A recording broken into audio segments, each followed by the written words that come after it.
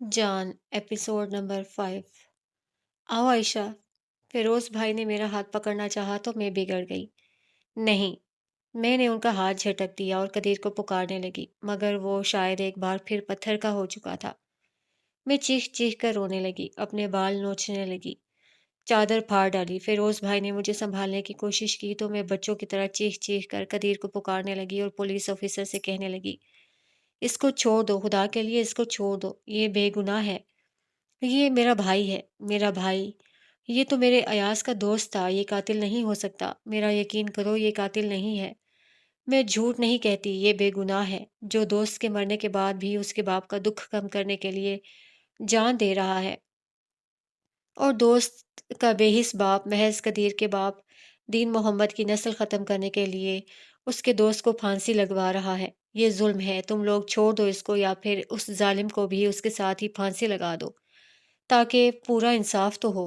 कदीर के दुख में मैं सब रिश्तों का एहतराम भूल गई थी। मैं तो बस उसको बचाना चाहती थी कि उसकी जान जाते मैं नहीं देख सकती थी, वो भी एक बेगुनाह की जान।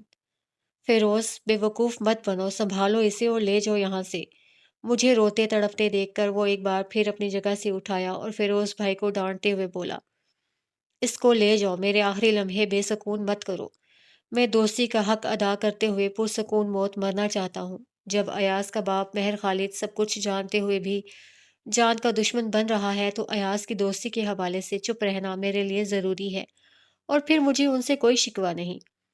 मैं अगर अयाज की दोस्ती में ये इसार कर रहा हूँ तो वो चौधरी दीन मोहम्मद की दुश्मनी में सब कुछ भूल गए हैं। और फिर दोस्ती और दुश्मनी में सब जायज़ होता है। मुझे हर हाल में फांसी का फंदा अपने गले में डालना है। इसको ले जाओ, इसका रोना मुझे दुख दे रहा है, मुझसे बर्दाश्त नहीं हो रहा। कहीं ऐसा ना हो मुझे अभी अपनी जान देनी पड़ जाए। वो चुप होकर मुझे देखने लगा। फिरोज भाई ने झुककर मेरे बाजुओं से पकड़कर उठाया तो मैं उन पर ही पल पड़ी। छोड़ो मुझे, मैं यहाँ से नाकाम नहीं जाऊंगी। मैं कभी फिरोज भाई को नोचने लगती और कभी खुद को। इसे ले जाओ, कदीर ने कहा। मैंने देखा उसकी आंखों से एक बार फिर सावन बरसने लगा था। खुदा के लिए फिरोज, इसे ले जाओ, मुझे फांसी से पहले फांसी मत लगाओ। फिरोज भाई ने पूरी कुव्वत से मुझे अपने बाजुओं में जकड़ लिया, मगर मैं मचल मचल कर खुद को आज़ाद करवाने के लिए अपनी पूरी कुव्वत सर्फ करने के साथ साथ बोलती भी जा रही थी। फिरोज भाई ने मेरी हालत देख कर कहा, प्लीज़ कदीर मान जाओ, पहले ही बड़ी मुश्किल से आयशा की हालत संभली है, इसे फिर से मौत के हवाले मत करो। मेरे दोस्त, कुछ कुछ तो आयशा का ख्याल करो, सिर्फ अयाज के बाप के दुख का ना सोचो। और फिर जब उनको बेटे की दोस्ती का ख्याल नहीं, तो तुम क्यों खामखा खुद को मौत के हवाले कर रहे हो?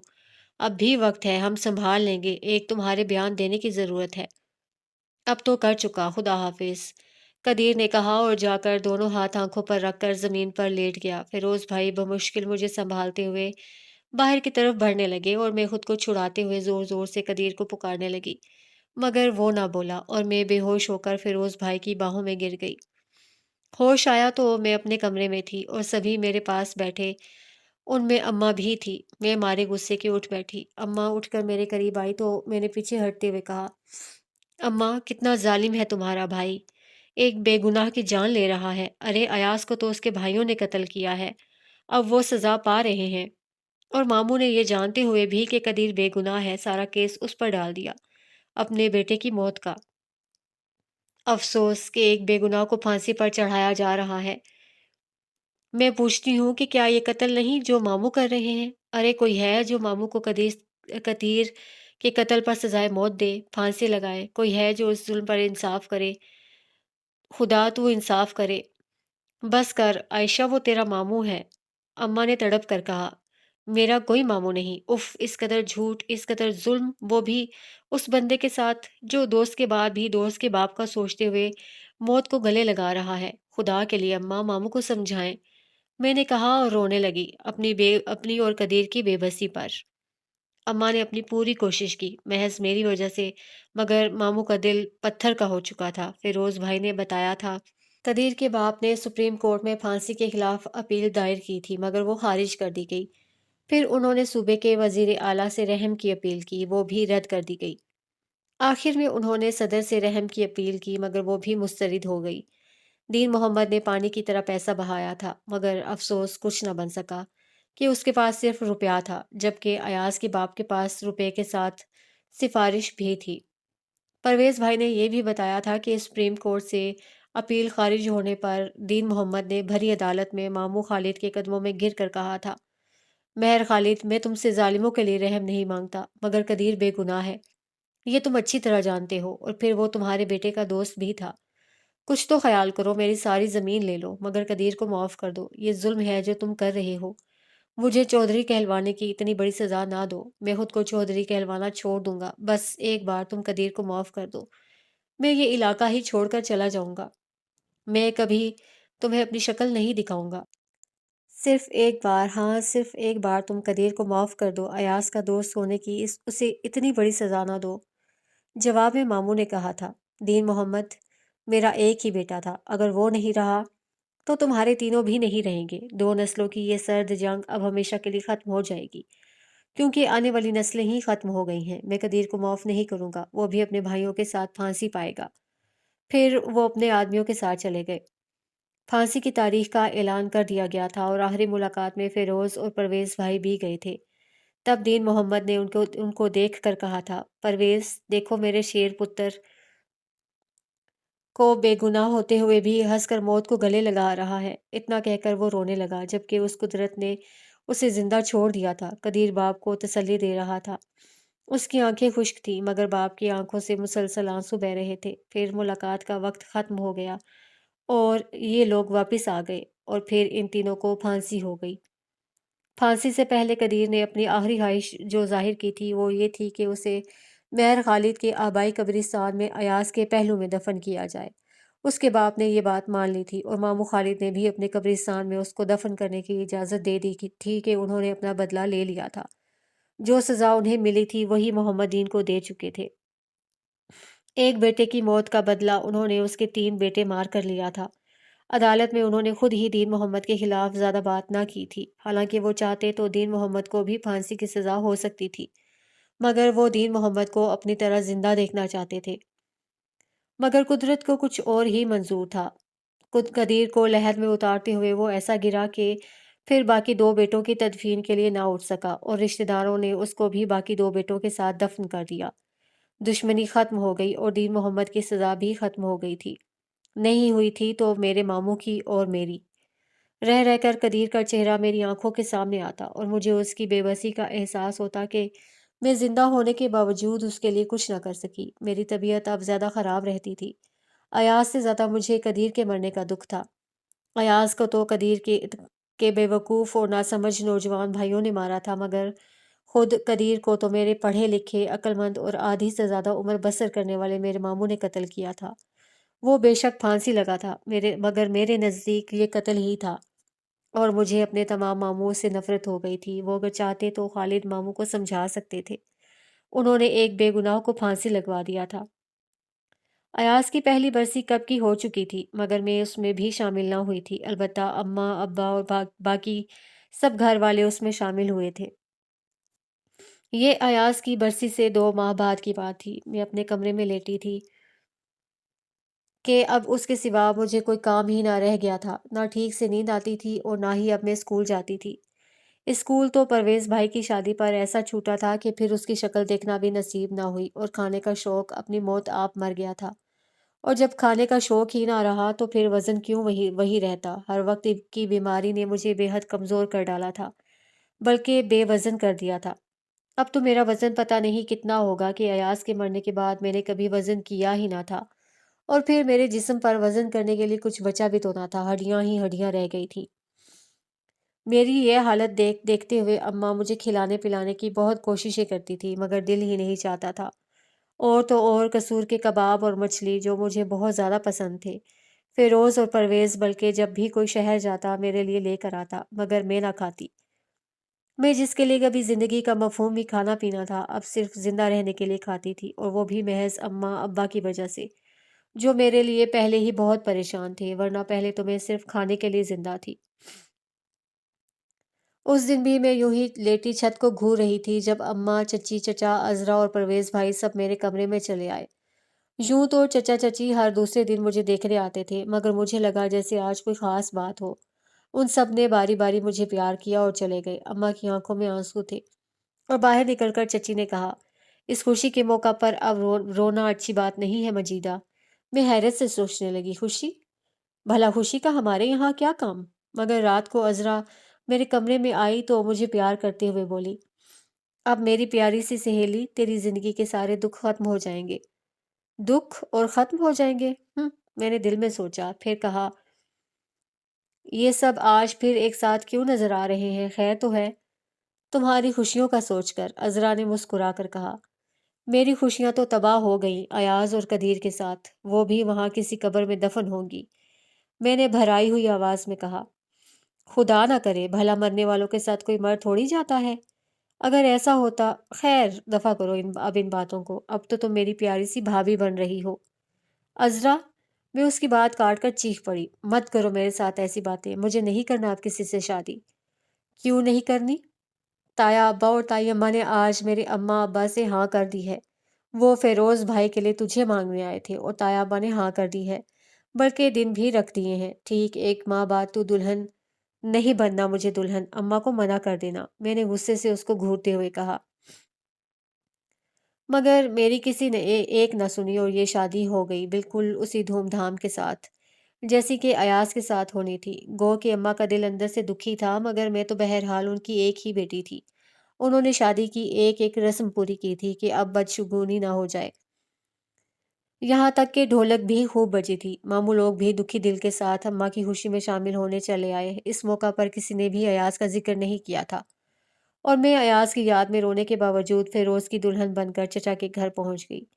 तमाम रस्मों की अदायगी के बाद फिरोज की भाभियां मुझे फिरोज के कमरे में छोड़ गई थीं और फिरोज के पलंग पर बैठते ही मुझे अयाज याद आने लगा। उस रात के सपने देखते हुए मैंने सोचा था, जब वो मेरा घूंघट उठाएगा तो मैं बजाय शर्माने के फौरन उसको कहूंगी, अयाज, तुमने जो बात पहली बार मजाक में कही थी वो हकीकत बन चुकी है। मेरा वजन अब सचमुच 80 किलो हो चुका है।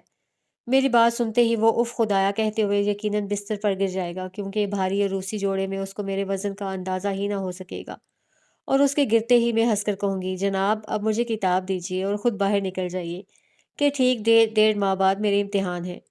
तब वो क्या कहता मुझे मालूम था। वो मेरे हाथ से किताब पकड़ कर कहता, अरे छोड़ो इन किताबों को, भला ये रात भी जिंदगी में रोज रोज आती है। और आज जब ये रात मेरी जिंदगी में आई थी तो किरदार बदल चुका था। मेरी आंखों में नमी उतरने लगी। तभी फिरोज ने, जो न जाने कमरे में कब आए थे, मेरे पास बैठते हुए मेरा घूंघट उलट दिया और महबूबियत से मुझे देखने लगे। मैंने जब्त की बहुत कोशिश की, मगर आंसू बह निकले। फिरोज ने अपने हाथों में मेरा चेहरा थाम लिया और आहिस्ता से कहा, क्या बात है आयशा? मैंने कोई जवाब न दिया तो उन्होंने फिर पूछा, क्या अयाज याद आ रहा है आयशा? और बेसाख्ता और इस्बात में सर हिलाते हुए मैं बाकायदा हिचकियां लेकर रोने लगी।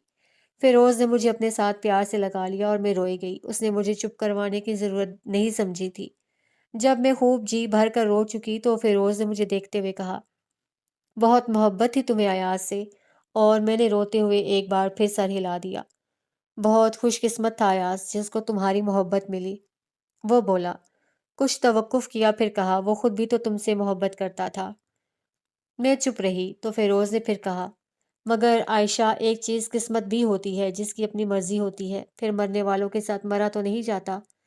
देखो, मैं तुम्हें अयाज को भूलने का नहीं कह रहा और ना ही कहूंगा कि ये फजूल बात है, लेकिन खुश रहने की कोशिश करना। मैं तुम्हें हर मुमकिन तरीके से खुश रखने की कोशिश करूंगा। वो चुप हुआ और मुझे लिटाते हुए लिहाफ खोलकर मुझ पर डाल दिया और कहा, अब तुम सो जाओ, रात बहुत हो चुकी है। और मैंने आंखें बंद कर ली। आंखों में अयाज था और उसको देखते हुए मैं सो गई, ये भूल करके ये मेरी सुहाग रात थी और फिरोज मेरे रवैये से सोचेंगे मैं सब कुछ भूल गई, याद रहा तो सिर्फ अयाज। सुबह मेरी आंख खुली तो मैं कमरे में अकेली थी। कुछ देर में सोचती रही। अपनी शादी का ख्याल आते ही उठ बैठी और हैरत से सोचा, और फिर रात की एक एक बात मुझे याद आने लगी। फिरोज, अरे अब तो वो शोहर हैं। उन्होंने घूंघट उठाया तो मुझे अयाज शिद्दत से याद आया था और मैं जब्त ना कर सकी थी और फूट फूट कर रोने लगी। तब उन्होंने अयाज से मोहब्बत का पूछा था और मैंने कितनी सादगी से सर हिला दिया। वो क्या सोचते होंगे? अब जो भी सोचे, अच्छी तरह तो जानते थे कि मैं अयाज से मोहब्बत करती हूँ। अब अगर उनको बुरा लगता है तो लगे, आखिर सब समझ कर ही वो मुझसे शादी की होगी, मैंने मुंह बनाते हुए सोचा। मगर फेरोज को शायद बुरा नहीं लगा था, क्योंकि जब मैं बैठी उसकी नाराजगी सोच रही थी, तब फेरोज टॉवल से बाल खुश्क करते हुए अंदर दाखिल हुए। मुझे बैठा देखकर हल्के से मुस्कुराए और कहा, कब उठी हो? मैंने तो भाभीियों को मना कर दिया था कि कमरे में ना जाएं, तुम अभी सो रही हो। अभी अभी उठी हूँ, मैंने नजरें नीची किए जवाब दिया। फेरोज मेरे करीब आए, हाथ पकड़कर नब्ज देखी, फिर मुझे देखते हुए बोले, भाभीियों को अब बुला लूं या? वो असल में अजरा भी आई बैठी है। ओह हाँ, ये लो। उन्होंने ड्रेसिंग टेबल से दुपट्टा उतारकर मेरे ऊपर डाल दिया और एक गहरी नजर मुझ पर डालते हुए बोले, रात तुम सो गई तो मैंने सोचा तुम्हारे ये गहने तुम्हें जख्मी न कर दें, इसलिए एहतियात से उतार दिए। आपने खुद ही सो जाने का कहा था, अगर साथ गहनों का भी कह देते तो ये भी उतार देती। मैंने अपनी सफाई में कहा, हालांकि ये काम तो मुझे खुद ही अपने आराम के ख्याल से कर लेना चाहिए था, मगर अयाज की याद आते ही मैं सब कुछ भूल गई थी। हर बात के जवाब में रोया नहीं करते, जुबैदा भाभी ने मुझे प्यार करते हुए कहा, फिर शरारत से हंसते हुए बोली, जरा देखो तुम्हारा दुल्हा तुम्हारे रोने से कितना परेशान हो रहा है। तब मैंने बेसाख्ता फिरोज की तरफ देखा, वो मुझे ही देख रहे थे। मैंने नजरें झुकाई तो छोटी भाभी ने पूछा, अरे रात कपड़े नहीं बदले क्यों? उन्होंने मेरी आंखों में देखते हुए पूछा। इधर मेरी तरफ से जवाब ना पाकर फिरोज को देखा। तबीयत ठीक नहीं थी इसकी भाभी जी, इसलिए बगैर लिबास बदले ही सो गई। फिरोज ने मुझे देखते हुए आहिस्ता से कहा और फिर बाहर निकल गए। तो जुबैदा भाभी ने पूछा, क्यों आयशा, क्या हुआ था रात तुम्हें? कुछ नहीं भाभी, बस अचानक ही उनको देखकर मुझे अयाज याद आ गया और आंसू निकल पड़े थे। मैंने भराई हुई आवाज में कहा। तो जुबैदा भाभी ने पूछा, क्या तुमने फिरोज को भी बता दिया था कि तुम्हें अयाज याद आ रहा है? उन्होंने तो खुद पूछा था कि क्या अयाज याद आ रहा है और मैंने बता दिया। ये तुमने क्या किया आयशा, तुम एक शादीशुदा लड़की हो, अब तुम्हें ऐसा नहीं करना चाहिए था। क्यों भाभी, वो पहले से ही जानते हैं कि अयाज मेरा मंगेतर था। चुप हो जा आयशा, जो चीज किस्मत छीन ले उसका जिक्र नहीं करते। अब तुम्हारी शादी हो गई है, अब तुम अयाज को बिल्कुल भूल जाओ। शादी के बाद कोई मर्द इस बात को पसंद नहीं करता कि उसकी बीवी उसके बजाय किसी दूसरे शख्स को याद करे, खा वो महबूब हो, मंगेतर हो या साबका शोहर। मगर वो नाराज तो नहीं हुए थे भाभी, उन्होंने तो खुद कहा था कि वो भी तुमसे बहुत मोहब्बत करता था। ये बात उससे आज कही है, कल जब तुम सिर्फ बीवी बन जाओगी तो सिर्फ शोहर बनकर ना सिर्फ तुम पर हुक्म चलाएगा, बल्कि उस गुजरे वक्त के ताने भी देगा। तुम नादान हो आयशा, सारे मर्द एक जैसे होते हैं, अपनी बीवी के मुंह से सिर्फ अपना नाम सुनना चाहते हैं और उसके दिल में सिर्फ अपनी मोहब्बत देखना चाहते हैं। जब तकदीर ने अयाज का साथ नहीं दिया तो अब तुम भी उसको भूलकर अपनी शादीशुदा जिंदगी पर तवज्जो दो, वरना बाद में पछताओगी। अब कभी फिरोज के सामने अयाज को मत याद करना और फिरोज की हर बात का जवाब मोहब्बत से देना। समझ रही हो ना मेरी सारी बात? जी भाभी, अब मैं उनके सामने कभी अयाज का जिक्र। बात अधूरी छोड़कर रो दी। चल फिर उठ, जल्दी से मुंह हाथ धो लो ताकि तुम्हें फिर से तैयार किया जा सके। और मैं उठ गई। गांव में रस्म वलीमा चूंकि मेहंदी वाली रात ही अदा कर दी जाती थी, इसलिए बारात के दूसरे रोज जो वलीमा होता था उसमें सिर्फ खास खास रिश्तेदार ही शामिल होते थे और फिर लड़की दुल्हा के साथ माँ बाप के घर आ जाती, जहाँ वो पूरा हफ्ता रहती। फिर ससुराल वाले आते और दोनों को ले जाते तो अमली जिंदगी शुरू हो जाती। फिर लड़की की मर्जी, वो जब भी मैके आए। जुबैदा भाभी ने वलीमे के लिए भारी काम वाला सूट बनाया था। मैंने सूट पहन लिया तो नुसरत भाभी ने एक बार फिर सारे जेवरात मुझे पहना दिए। अज़रा ने मेकअप करके दुपट्टा मेरे सर पर डाल दिया तो मैंने आंखों में आने वाले आंसू जब्त करते हुए बेबसी से अज़रा को देखा तो वो मुझे प्यार करते हुए बोली, भूल जाओ बीते कल को आयशा। ताई अम्मा तुम्हारी वजह से बहुत परेशान हैं, उनके लिए ही खुद को संभालो। और मैंने वक्ती तौर पर खुद को संभाल लिया। अम्मा, अब्बा और परवेज भाई जब मुझसे मिलने आए तो मैंने खुद को मुतमईन जाहिर किया और मुझे मुतमईन देखकर वो तीनों खुद भी पुरसकून हो गए थे। सारा दिन देखने दिखाने में गुजर गया। रात मुझे रस्म के मुताबिक अम्मा के घर जाना था। मैं अब कमरे में अकेली थी और अज़रा सामने बैठी मेरा सूटकेस तैयार कर रही थी। उसको अपने और फिरोज के बहुत ज़्यादा सूट रखते देखकर मैंने पूछा, तुम्हारे पहनने के लिए?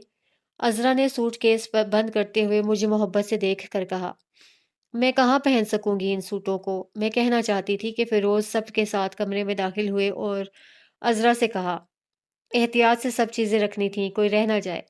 اپنی طرف سے تو پوری احتیاط سے رکھی ہیں، عذرا نے کہا اور میرے قریب آتے ہوئے بولی، اب اٹھو عائشہ۔ میں خاموشی سے اٹھ گئی۔ عذرا نے مجھے بڑی چادر دی۔ جب میں چادر اوڑھ چکی تو وہ سب مجھ سے ملنے لگے۔ خیر یہ معمولی بات تھی۔ میکے سے آتے ماں بھائی ملا کرتے تھے اور یہاں سے جاتے وہ لوگ مل رہے تھے، مگر ان سب کے ملنے کے بعد اماں ابا بھی مجھے گلے ملے تو میں نے حیرت سے عذرا کو دیکھا، مگر سب کی موجودگی میں کچھ پوچھ نہ سکی۔ چپ چاپ ان کے ساتھ باہر آئی تو پرویز بھائی گاڑی کا دروازہ کھولے کھڑے تھے۔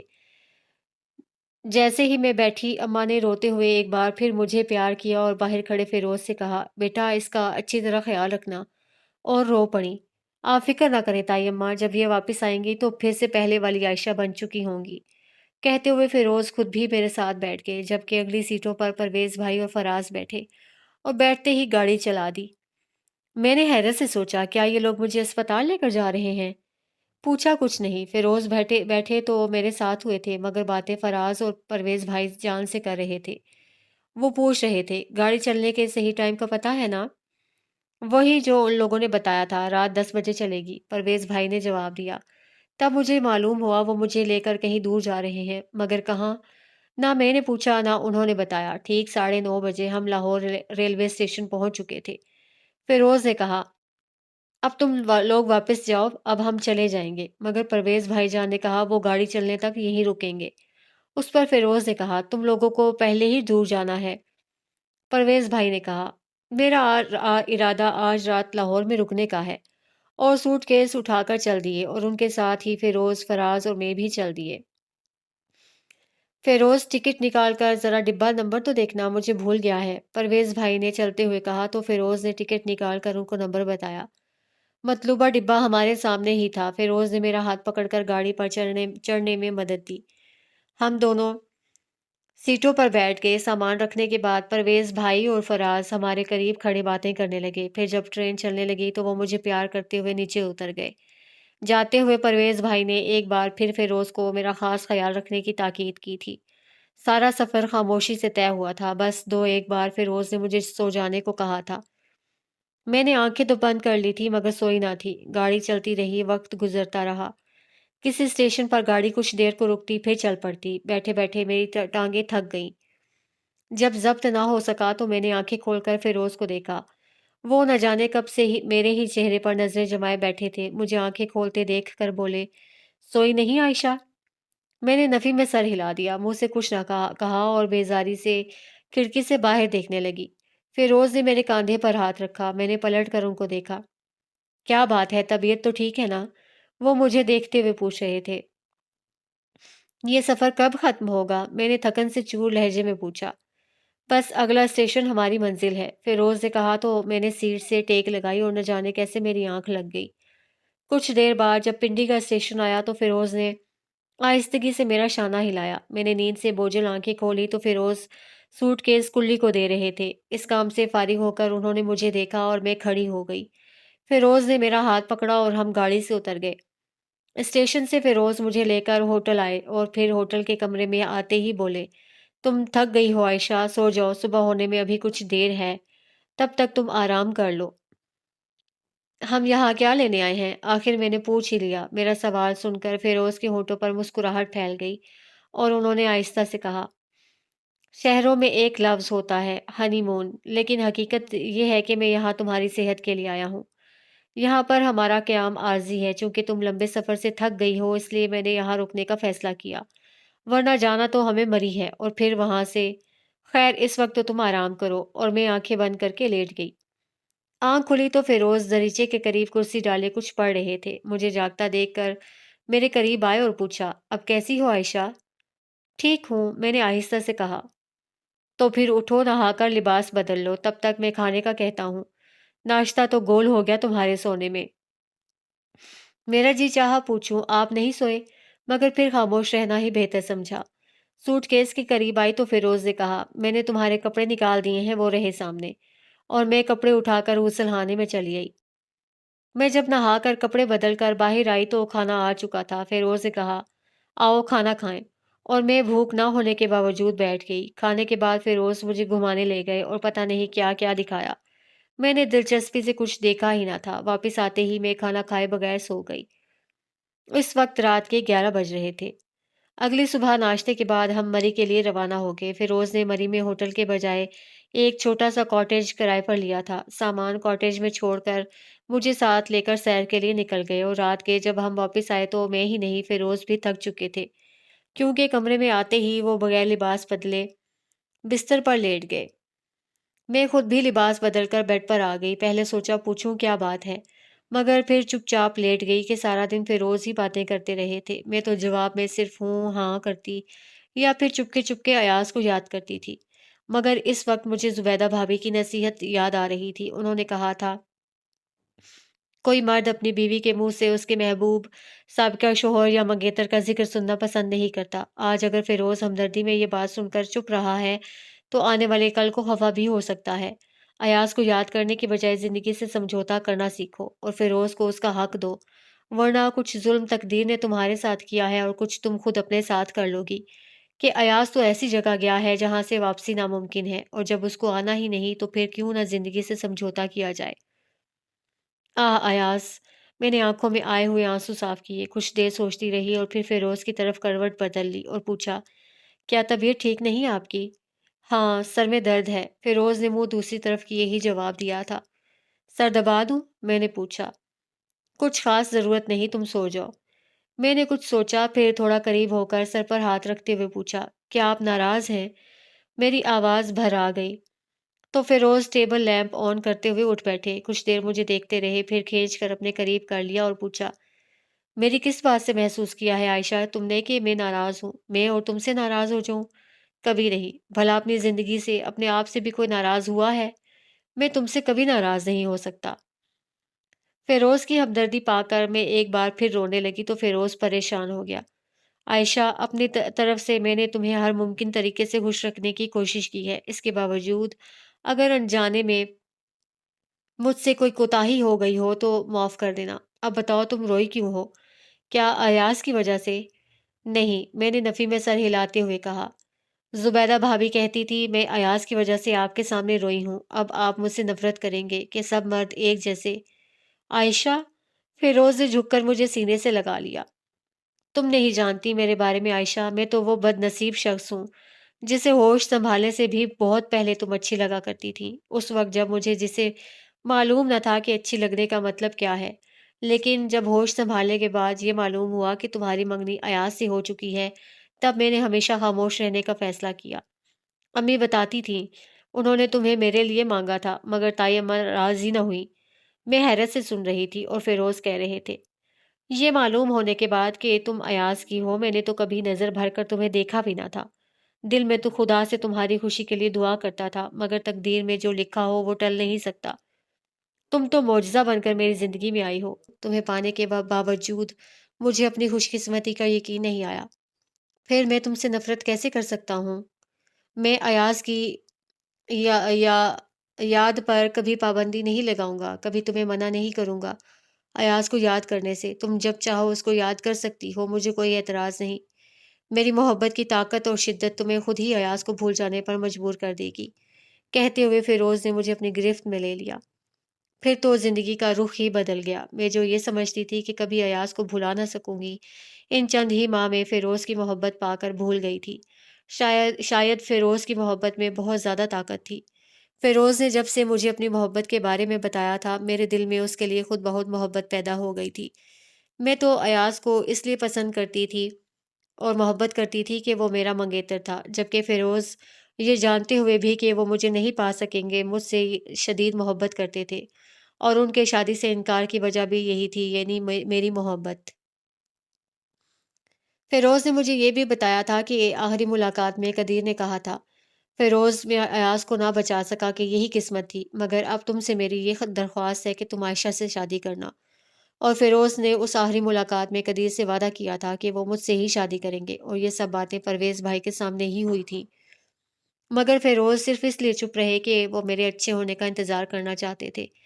مگر جب میں کسی طرح بھی ٹھیک ہونے میں نہ آئی تو انہوں نے فوراً ہی شادی کا فیصلہ کر لیا، اور حیرت کی بات تھی، ایاز کی بجائے مجھے قدیر زیادہ یاد آتا تھا، وہ عظیم انسان اور اداس آنکھوں والا بھائی جو بے گناہ ہوتے ہوئے بھی ماموں خالد کی بے حسی کی بھیڑ چڑھ گیا تھا، بغیر کوئی شکوہ کیے، اور مرتے ہوئے بھی اس کو میرا خیال تھا، اور محض قدیر کی وجہ سے مجھے اپنی ذات سے نفرت ہو گئی تھی۔ حالانکہ اگر ایک طرف ماموں خالد اس کو پھانسی لگا رہے تھے تو دوسری طرف بھائی جان اور فیروز خونی رشتے فراموش کر کے اسے بچانا چاہتے تھے۔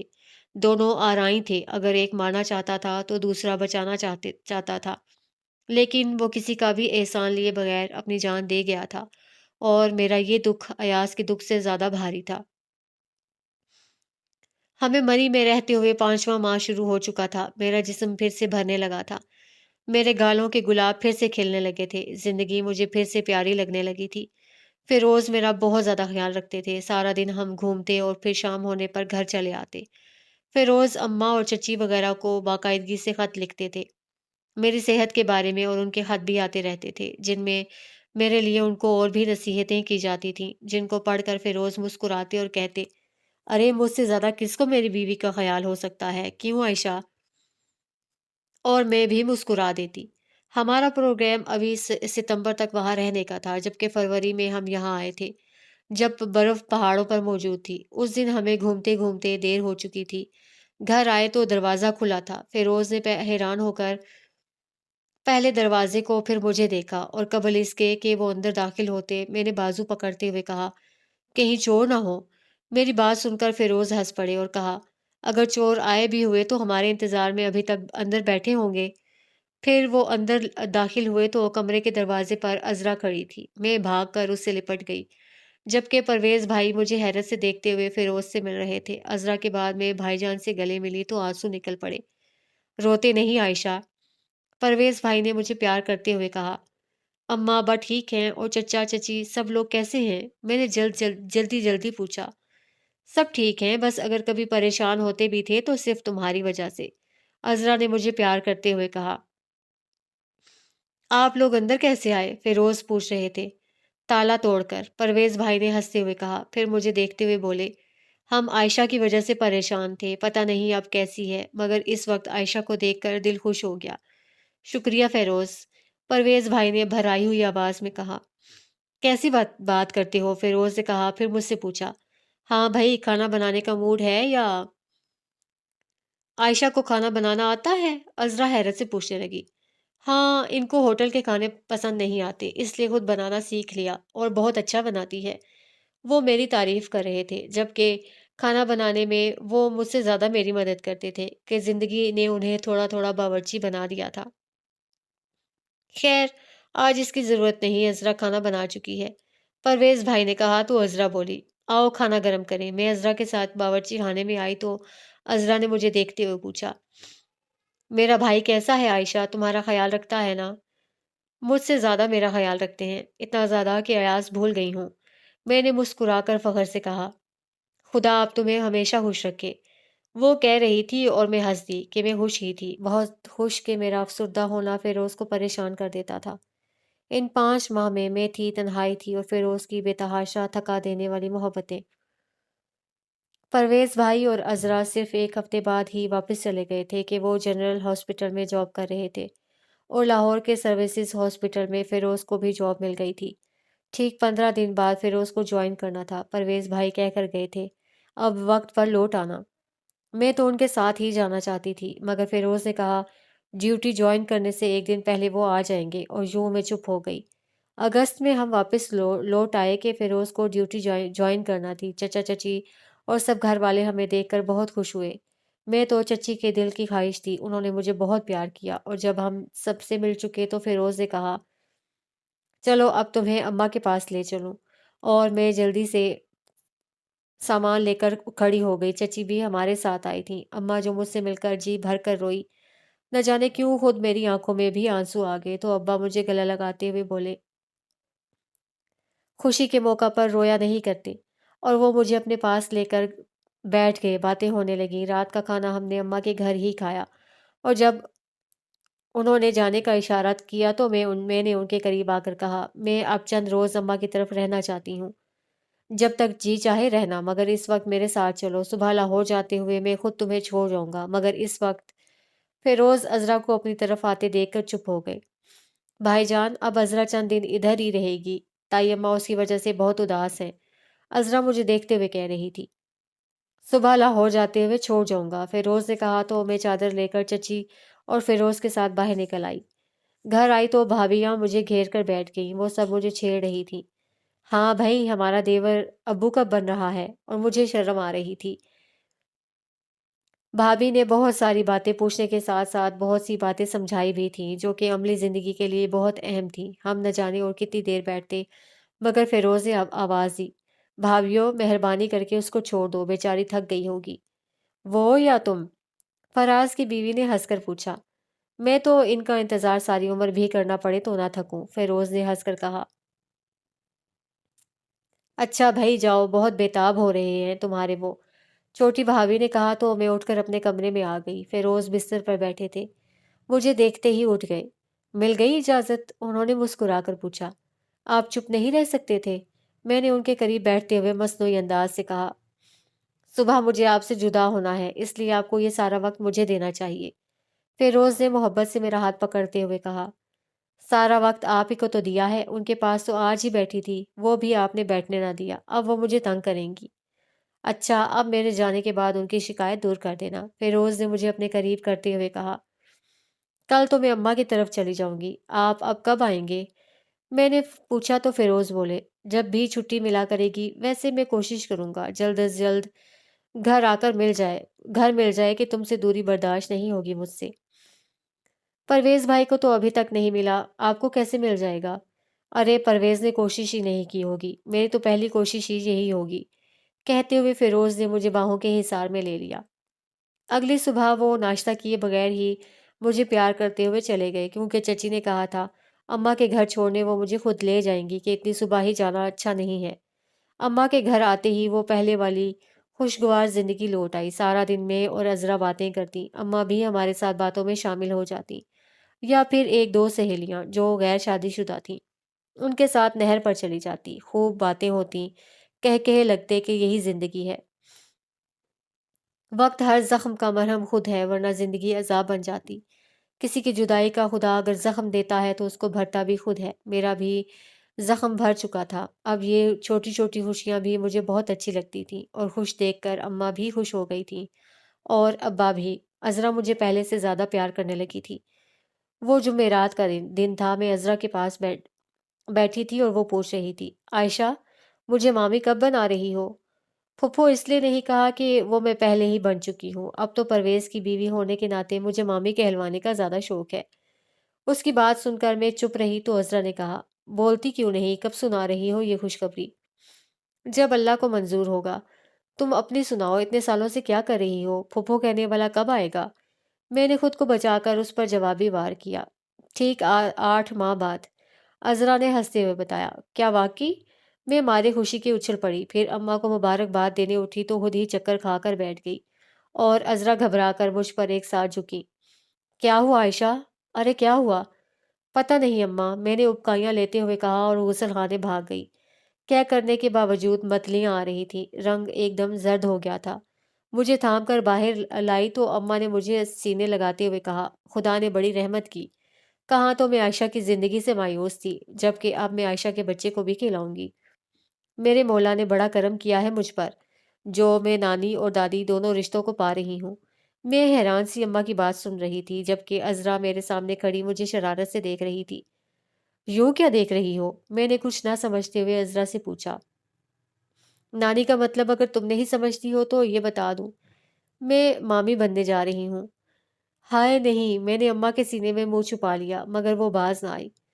मुबारक हो आयशा ये खुशी, वो कह रही थी, और अम्मा किश्वर और नूरी को आवाज़ें दे रही थी। जाओ सदके के लिए अनाज लाओ और आयशा का हाथ लगवा कर बांट दो। किश्वर और नूरी अजरा की अम्मा को भी गुड़ दे आओ और बुला कर लाओ। जी, जी कहते हुए नूरी बाहर निकल गई। मैं अभी अनाज को हाथ लगा रही थी कि परवेज और फिरोज अंदर दाखिल हुए। हैरत से मुझे देखा और परवेज भाई ने पूछा, ये क्या हो रहा है अम्मा?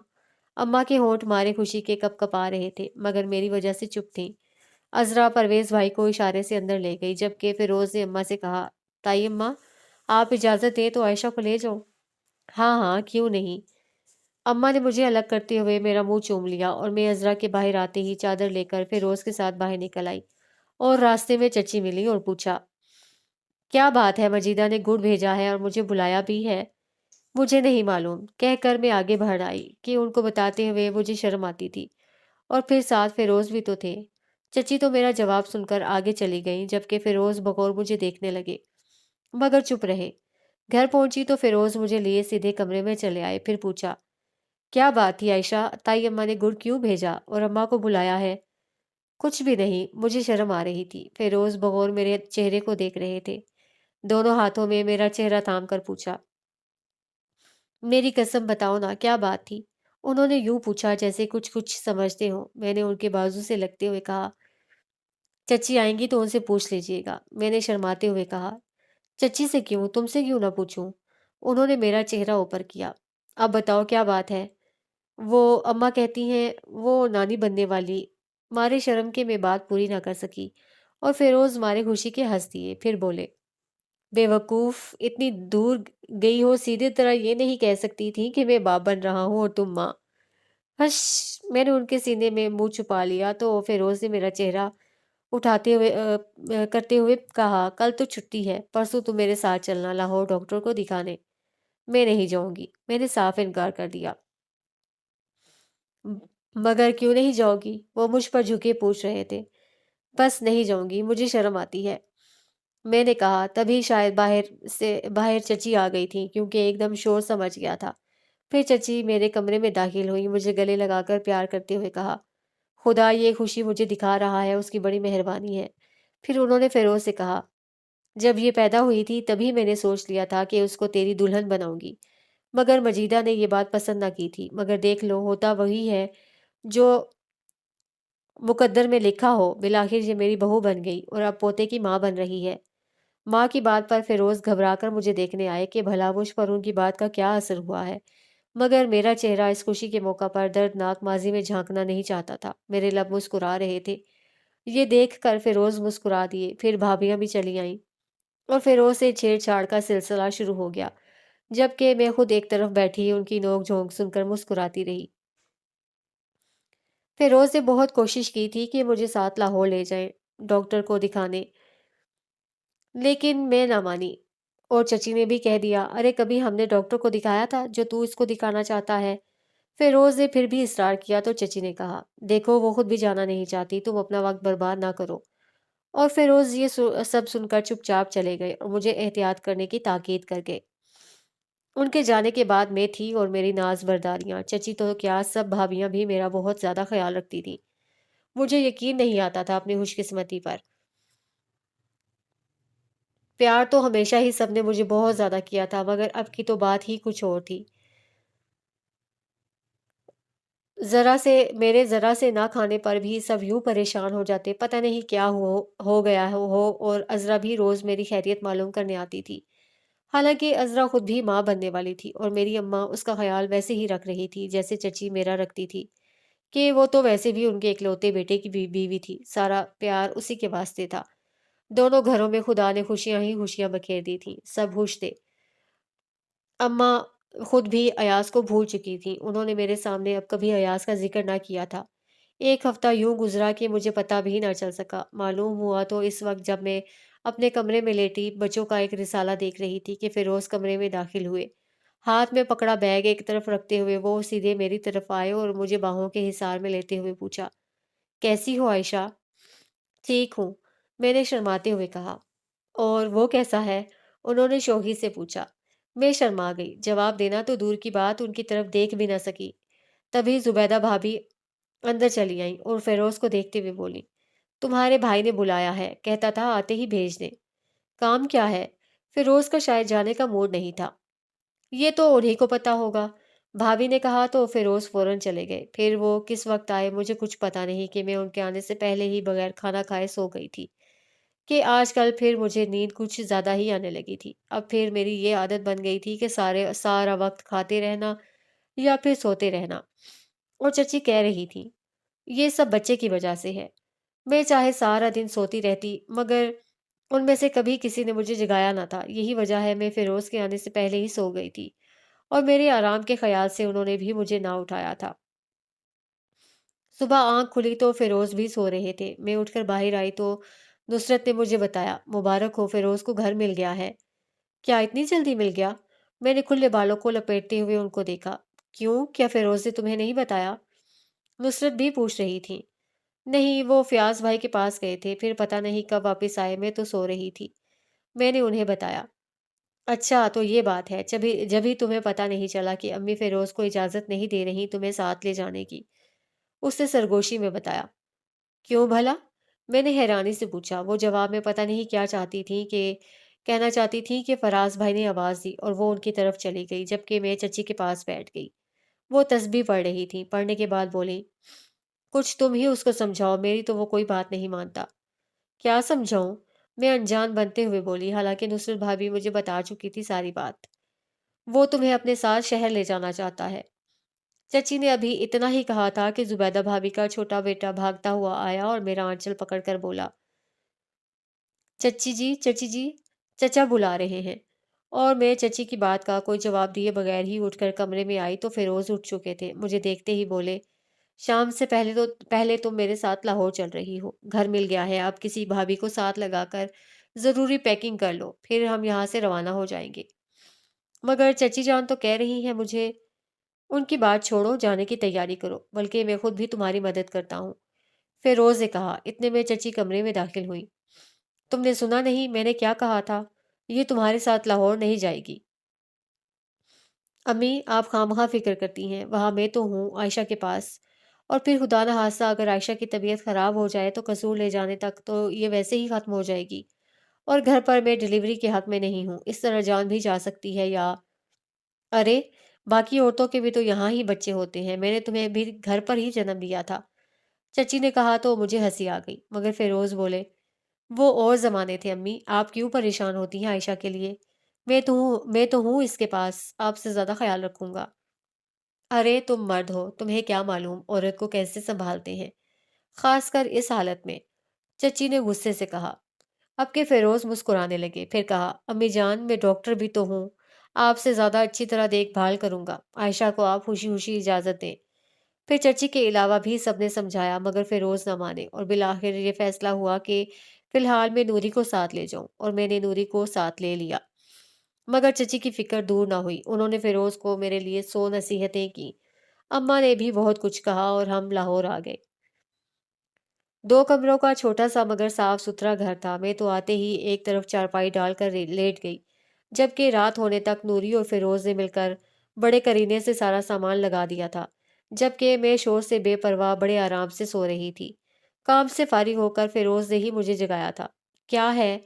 मेरी तबीयत पर सोने के बावजूद सुस्ती छा रही थी। अब उठ जाओ, रात हो रही है, सोना ही है तो अंदर चलकर सो जाओ।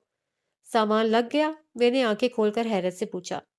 जी जनाब, फिरोज ने कहा और मुझे उठाकर अंदर आते हुए बोले, अब तुम कमरे को देखो और नूरी से बातें करो, मैं तब तक खाना लेकर आता हूँ। बेचारी काम कर करके थक चुकी है, अब कहाँ खाना बनाती फिरेगी। और चले गए। उनके जाने के बाद मैंने कमरे पर एक नज़र डाली। एक दीवार के साथ पलंग था, दूसरे के साथ ड्रेसिंग टेबल और 2 कुर्सियाँ, ये था कुल सामान। मैं ज़्यादा देर खड़ी ना रह सकी और पलंग पर बैठ गई तो नूरी मुस्कुराती हुई आई। सब ठीक है ना? वो पूछ रही थी और मैंने मुंह से कुछ कहने के बजाय सर हिला दिया और फिर लेट गई। तबीयत कुछ ठीक नहीं लग रही थी। फिरोज खाना खाना लेकर आए तो मैंने खाने से इनकार कर दिया कि दिल नहीं चाह रहा था, मगर फिरोज ने ज़बरदस्ती इसरार करके मुझे खाना खिलाया और फिर उसी का नतीजा सारी रात भुगतता रहा। सारी रात मुझे कै होती रही और दर्द भी। और फिरोज परेशान सा मुझे संभालता रहा और मैं कहती रही, इसीलिए चची जान आने नहीं देती थी। फिरोज चुपचाप मेरी बातें सुनते फिर कहते, आयशा तुम नहीं जानती तुम्हारे बगैर ये 2 हफ्ते मैंने कैसे गुजारे हैं। नहीं बर्दाश्त होती अब मुझसे तुम्हारी जुदाई। फिर कैसे अम्मी की बात मान लेता। सुबह के करीब जाकर कहीं मेरी आंख लगी और जब आंख खुली तो फिरोज हॉस्पिटल जा चुके थे। नूरी मेरे ही कमरे में मौजूद एक कुर्सी पर बैठी थी। मुझे उठते देखकर मेरे करीब आई और कहा, अब जल्दी से उठकर तैयार हो जाएं, भाई साहब आपको लेने आने ही वाले हैं। क्यों भला? मैंने पूछा, मगर नूरी जवाब देने की बजाय मेरे कपड़े निकालने लगी और मैं भी उठ गई। अभी मैं पूरी तरह तैयार भी ना हुई थी कि फिरोज आ गए। اب कैसी तबीयत है तुम्हारी? रात तो बहुत परेशान किया। वो मेरा हाथ पकड़ते हुए बोले।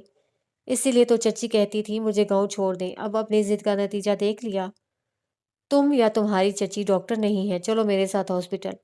और मेरे लाख इनकार करने के बावजूद वो मुझे हॉस्पिटल ले गए। डॉक्टर ने कोई अनोखी बात ना बताई थी, वही बातें थी जो चची और भाभियाँ मुझसे कहती थी। हाँ, उन्होंने कुछ टॉनिक वगैरह लिख दिए थे और फिरोज से अलग बुलाकर भी कुछ बातें कही थी। घर वापस आने के बाद फिरोज फिर ड्यूटी पर ना गए थे मेरी वजह से। हालांकि मैंने उनको वापस जाने का कहा था, मगर वो बोले छोड़ो डियर, सारी जिंदगी ड्यूटी ही देनी है। आजकल तुम्हारी ड्यूटी दे लूँ तो क्या हर्ज है। वो जो कहते हैं कि मेरा घर मेरी जन्नत, तो मेरा घर ऐसा ही था। मैं थी, फिरोज की मोहब्बत और नूरी की खिदमत थी। एक जुम्मा हम खुद गांव मिलने चले जाते और एक जुम्मा गांव वाले मुझसे मिलने आ जाते। परवेज भाई अब अकेले ही हॉस्पिटल में रहते थे। ख्याल था अजरा को डिलीवरी से फारिग होने के बाद लाहौर लाएंगे। मैंने फिरोज से बहुत कहा था कि जब तक अजरा नहीं आ जाती आप हमारे पास रहें। दिन रात यूं ही गुजर रहे थे जैसे उड़ रहे हों। अजरा अम्मा के घर से रिवाज के मुताबिक डिलीवरी से 3 महीने पहले ही चची के घर चली गई थी और अब आज मैं वो खुशखबरी सुनाने वाली थी। रस्म के मुताबिक अम्मा भी मुझे अपने घर ले जाना चाहती थी, मगर फिरोज ने साफ इनकार करते हुए कहा था मैं हॉस्पिटल में कार्ड बनवा चुका हूँ, अब केस हॉस्पिटल में होगा। उनके इनकार के बावजूद अम्मा ने अपना मुतालबा तर्क नहीं किया था। वो चची से खफा होने लगी थी कि खुद तो रस्म के मुताबिक बेटी को ले गई है, मगर मेरी बेटी नहीं भेजी। चची अम्मा की बातों से तंग आकर लाहौर आई थी। फिरोज को बहुत समझाया था कि वो मान जाए और मुझे भेज दे, मगर फिरोज न माने। तो चची ने कहा तुमने अनोखी शादी की है, मुझे बेइज्जत करवाते हो।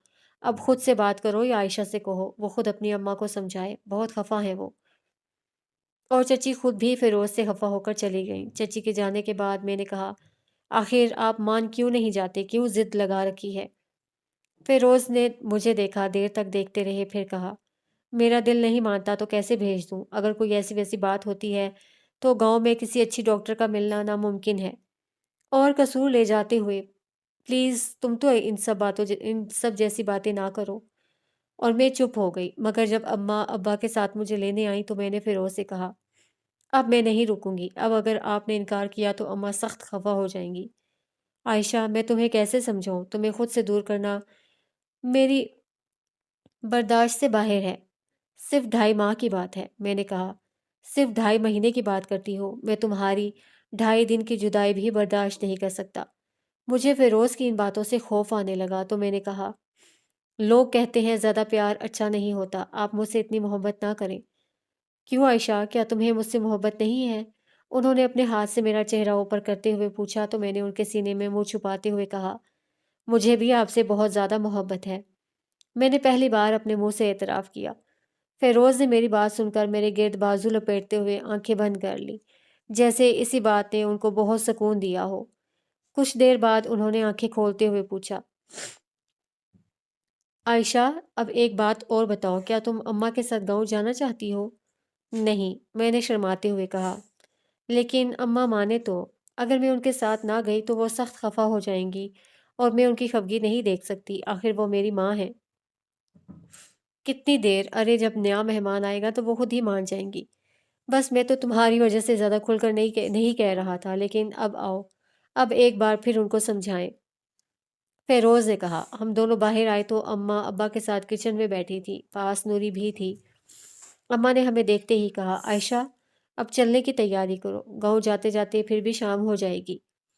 मैंने फिरोज को देखा और वो बोले ताई अम्मा, मैं यहाँ आयशा का कार्ड बनवा चुका हूँ, अब इसका जाना। मगर अम्मा ने फिरोज की बात काट दी। मेरे साथ बहानेबाजी ना करो, सीधी तरह बताओ भेज रहे हो या नहीं। अम्मा ने गुस्से से सुर्ख होते हुए कहा आप ही ताया ताया अब्बा अम्मा जान को समझाने की कोशिश करें। फिरोज ने परेशानी से कहा वो क्यों समझाए, मैं कोई गलत कर रही हूँ, तुम बताओ मुझे। अम्मा सख्त गुस्से में थी और मैं चुप थी। ताई अम्मा, आयशा आपके साथ नहीं जाएगी, मजबूरी है। फिरोज ने बिलाहिर कह दिया और उसकी बात सुनकर अम्मा खड़ी हो गई। ठीक है, अब मैं भी यहाँ एक पल नहीं रुकूंगी। अम्मा ने अब्बा को इशारा किया, वो भी खड़े हो गए तो मैंने कहा अम्मा अब आई हो तो रहो मेरे पास। नहीं, जब तुम्हें गांव जाना मंजूर नहीं तो मुझे भी यहाँ नहीं रहना। وہ دروازے کی طرف بڑھی تو فیروز نے کہا، ابھی میں آپ کو جانے نہیں دوں گا، کل جمعہ ہے، میں آپ کو خود چھوڑنے جاؤں گا۔ مہربانی، اماں نے خشک لہجے میں کہا۔ عذرا کی طبیعت ٹھیک نہیں، ہمیں آج ہی گاؤں جانا ہے، مگر پہلے ہاسپٹل جائیں گے پرویز کو ملنے، بلکہ اس کو ساتھ لے کر گاؤں جائیں گے۔ اوہ، فیروز نے کلائی پر بندھی گھڑی پر نظر ڈالی، پھر کہا، پرویز نے ہاسپٹل کے بعد اپنے ایک پروفیسر کے ساتھ کلینک جانا شروع کر دیا ہے، اور وہ 5 بجے نکل جاتا ہے، اب 4 بج رہے ہیں، چلے میں آپ کو چھوڑ آتا ہوں۔